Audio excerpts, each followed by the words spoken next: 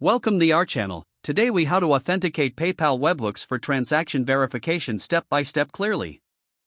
Begin by logging into your PayPal developer account. Navigate to the dashboard section. Locate and select the webhook option. Click on Add Webhook to create a new webhook. Provide your webhook URL, where PayPal will send notifications. Select the events you want PayPal to notify you about.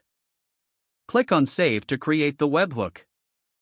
Next, in your application, set up the endpoint to handle incoming webhook notifications. Retrieve the PayPal webhook ID from your dashboard. Ensure that your application can verify the authenticity of incoming requests. To do this, extract the necessary headers from the incoming request.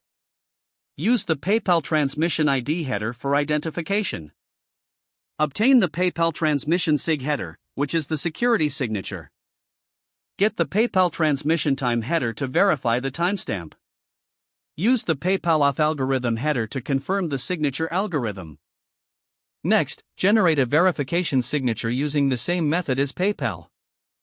Concatenate the transmission ID, timestamp, webhook ID, and the body of the request. Hash the string using the specified algorithm provided in the headers. Encode the hash using base 64. Compare your generated signature with the PayPal transmission SIG. If the signatures match, the request is authentic. If the signatures do not match, reject the request as suspicious.